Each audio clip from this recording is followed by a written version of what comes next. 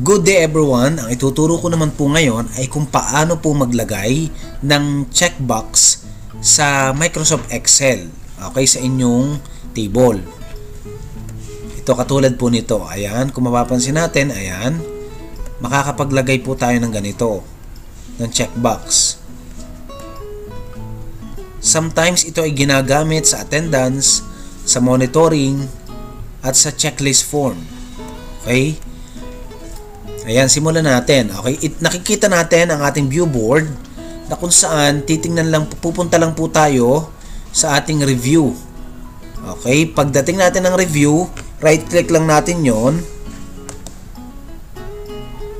Then, hanapin lang natin yung customize the ribbon. Customize the ribbon. Click lang natin yung customize the ribbon at ito na yung lalabas. Ayan. Tapos pupunta tayo sa developer. I-check lang natin yung developer. Ito yung developer. Ayan, okay.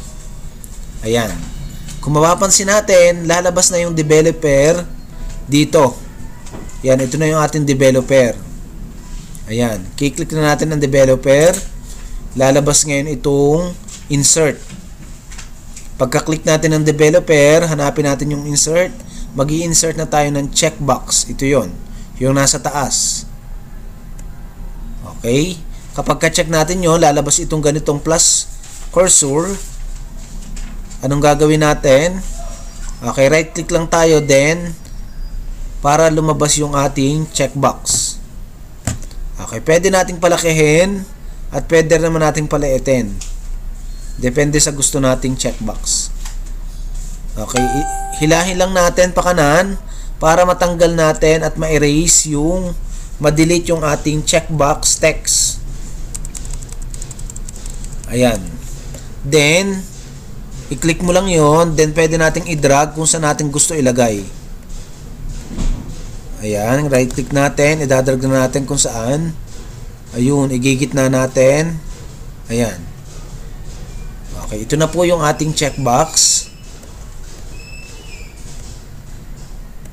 Ayan. Ayan, ito na yung ating pong checkbox. Paano naman po tayo magduduplicate ng checkbox? Right click lang po natin pag lumabas yung kamay. Right click lang natin, then copy. O kaya naman, ilong press mo yung control, then i-drag mo. Control, drag. Para ma-duplicate na. Ayan. Control, drag uli para ma-duplicate. Yan, ganyan lang po ang paggawa ng ating checkbox sa ating Microsoft Excel. Ayan, kung tatanggalin nyo yung check, ganito ang mangyayari dito. Ayan. Right click ulit tayo, kakopy ulit tayo. Long press ulit ang control, then drag natin para makakuha tayo ng copy. Ayun. Sa gitna, then igitnaan na lang natin. Long press ulit tayo para magkaroon sa kanan. Ayan. Ayan. Pag nilagyan po natin ng check yan, ayan, pwede po nating ma-checkan yan. Ayun. Ganyan po ang ating paglalagay ng checkbox sa ating Microsoft Excel. Ayan, hanggang dito na lang po ang ating tutorial. Sana po ay may natutunan po kayo kung paano po maglagay ng checkbox sa ating Microsoft Excel.